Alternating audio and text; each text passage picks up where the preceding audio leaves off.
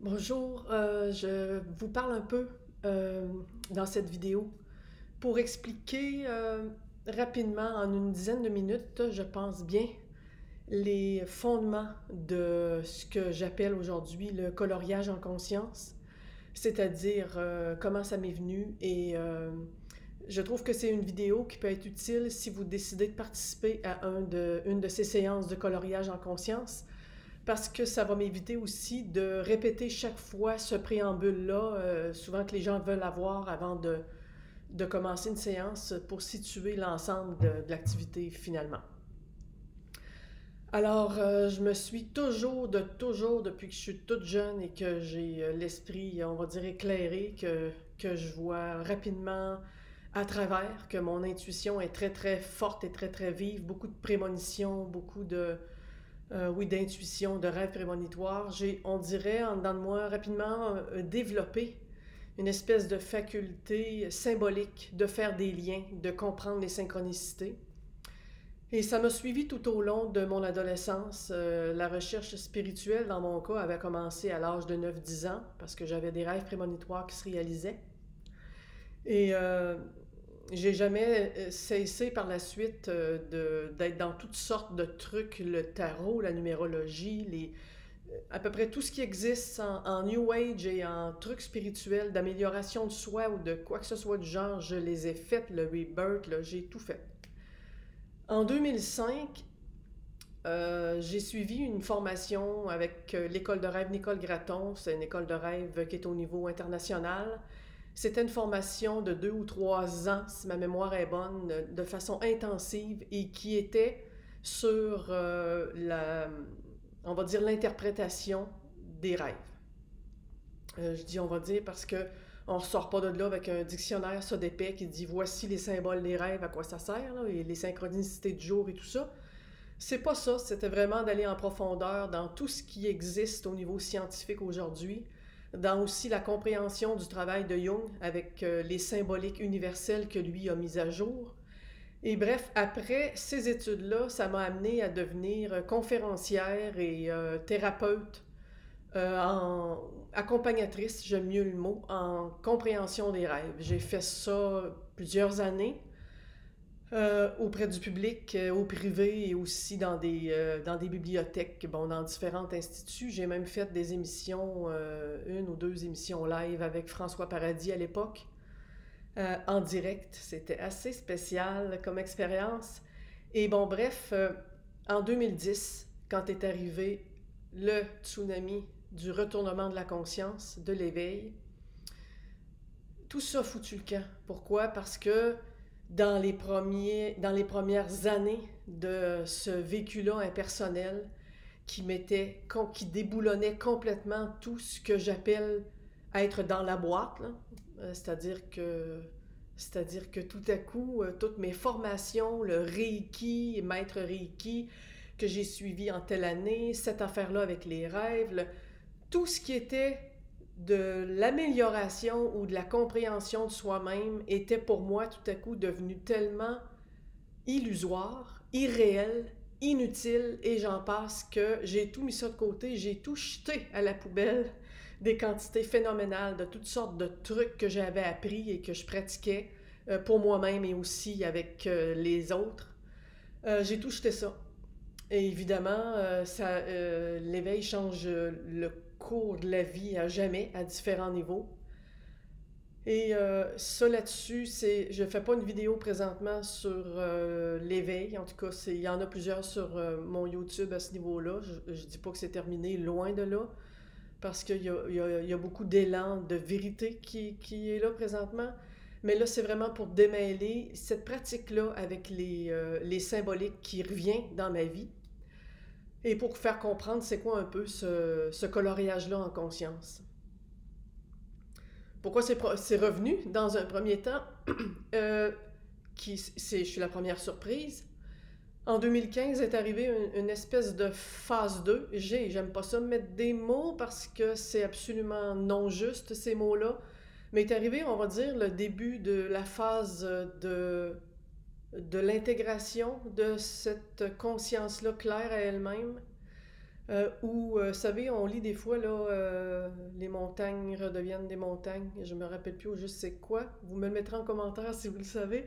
Mais cette espèce de maxime-là qui dit que l'éveil est une découverte de ce qu'on est, du soi, et après ça, ça cherche à s'intégrer dans le monde, à revenir dans le monde, parce que contrairement à ce qu'on pense, l'éveil, c'est pas une fois que la conscience se découvre, elle vient de fuir le monde manifesté pour flotter dans des paradis et rester accrochée à l'arrière-plan dans l'impersonnel. Et c'est pas ça qui s'est découvert, moi, en 2015. De ce côté-ci, ça a été plutôt que cette conscience-là, claire, conscientise être en train de vivre une expérience et, de par le fait même, utiliser le manifesté qui est elle-même. Et ce faisant, l'intégration se participe de ça tranquillement pas vite, à son rythme, avec différents passages de toutes sortes, avec de la déconstruction qui est encore là aussi, tout ça.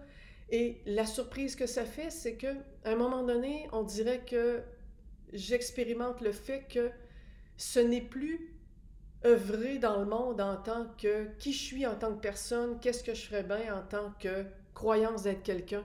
C'est que ça veut agir, mais à un niveau qui n'est pas un niveau choisi ou un niveau avec un bénéfice ou un but personnel.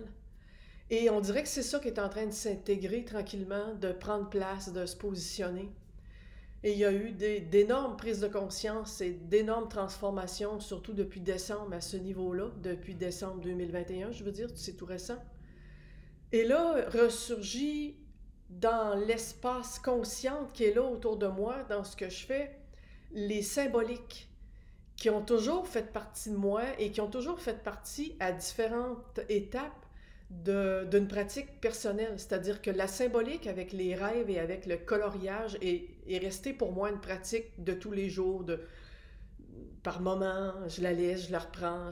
Pourquoi? Parce que c'est devenu une nature facilement claire pour moi de m'aider des symboliques pour déconstruire. Des fois, on voit un pattern qui est là, qui date de l'enfance, et on reste un peu pris avec. C'est certainement pas en y pensant côté mental qu'on va en venir à bout, mais souvent de l'envoyer dans l'inconscient. Et les rêves servent à ça, et le coloriage en conscience sert à ça. Je pratique les deux, je m'amuse avec les deux. Le coloriage en conscience, pour l'expliquer d'une façon pas trop compliquée, quand j'ai fait l'étude en rêve, il y a eu la part scientifique aussi qui a été apprise, qui a été mise en pratique aussi avec des tests, avec les rêves lucides et tout ça. Je fais beaucoup de rêves lucides. Et ce qui est expliqué, c'est que quand on fait une activité artistique, lecture, musique, dessin, ça fait la même chose qu'en rêve. C'est-à-dire que quand on est en onde alpha pendant un rêve, la partie gauche de notre cerveau, à l'intérieur de notre boîte, qui, elle, est la partie logique et rationnelle dont on se sert pour comprendre dans le jour, pour les mathématiques, pour toute la compréhension concrète, diminue beaucoup, beaucoup, beaucoup pour laisser place à la partie droite du cerveau qui, elle, est la conscience globale, l'intuition, la compréhension non mentale, la symbolique qui est très forte. Et quand on dessine, il se produit la même chose au niveau des ondes cérébrales, même si on est en plein jour. C'est pour ça que beaucoup de personnes décrochent quand ils font de l'art. Et dans la technique du coloriage en conscience, dans la façon de faire que j'explique, elle, à chaque fois qu'on fait une séance de coloriage en conscience, on utilise une technique où on laisse place à la partie droite avec une intention posée devant le dessin qui, lui, porte un thème. Et les couleurs sont choisies complètement de façon inconsciente. Et là, j'explique pas pourquoi ni comment, parce que ça, je l'explique avant chaque séance, parce que c'est relativement court et c'est le fun à expliquer, parce qu'à l'aide de d'autres dessins que j'ai déjà faits, je peux donner des exemples. Mais c'était pour expliquer ici la vidéo que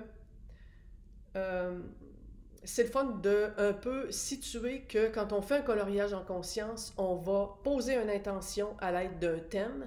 Le thème, c'est le dessin qu'il propose. Comme la dernière fois, on a fait le veilleur, qui est le hibou, qui est la partie consciente de moi qui veille. on pose une intention et on va utiliser cette partie-là droite du cerveau, qui est vraiment l'intuition, qui est vraiment la conscience intuitive, la partie de soi qui sait, et c'est tout ce qui est caché dans notre inconscient qui va prendre place en étant supporté par notre intention de dessiner et en étant supporté beaucoup aussi par les couleurs qui vont être choisies. Et vous savez, dans le jour, ce qu'on appelle l'ego, c'est une espèce de partie qui est là dans notre cerveau, dans notre psychisme, dans notre mental, qui est un mécanisme qui soit prend la fuite, soit se défend, soit peu importe, qui utilise toutes sortes de stratégies.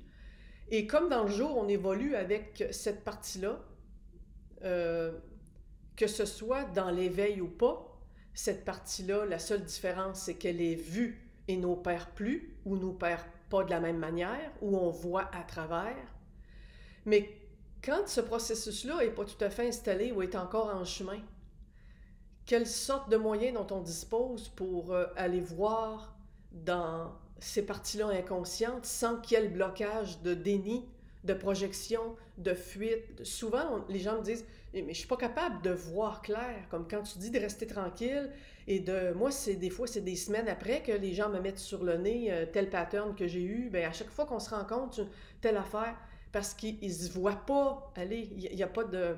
Il y a un mur. Il y a l'ego, il y a ce blocage-là mental de mécanisme de protection qui fait « Je te montrerai pas comment tu fonctionnes, là, parce que tu vas peut-être avoir envie de t'en défaire. Tu vas voir clair. » Et le voyant, ça va le désarçonner d'une première manière. Et ensuite, la conscience prend le relais. Chaque fois que ça veut revenir, ce pattern-là, il est à nouveau vu, et petit à petit, on voit à travers, on voit l'illusion du pattern. C'est un peu comme ça que ça fonctionne. Dans le jour, comme ça, dans la vie de tous les jours, à travers le brouhaha, c'est plus difficile pour certaines personnes à faire.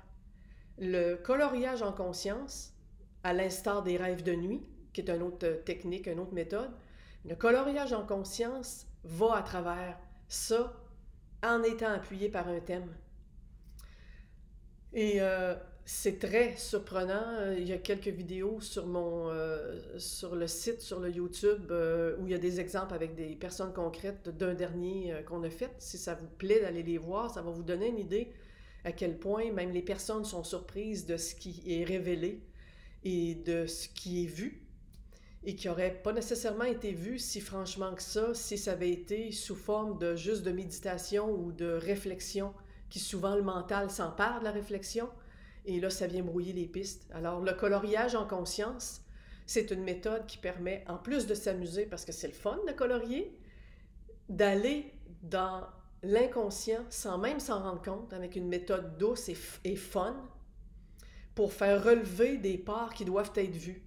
Et on ne le fait pas au hasard, pour pas que n'importe quoi lève. De toute façon, ne lève que ce qu'on est prêt à voir, mais est fait avec un thème, qui est le thème du dessin que moi je propose et que j'envoie à ceux qui veulent participer. Alors voilà, j'espère que cette courte vidéo d'une dizaine, quinzaine de minutes va permettre de comprendre un peu mieux si ça vous tente de vous lancer dans une séance pour expérimenter le coloriage en conscience, et que par la suite, ça vous serve aussi chez vous, parce qu'on peut le faire avec n'importe quel dessin qui nous parle et sur lequel on pose une intention. Alors voilà, merci beaucoup et à bientôt.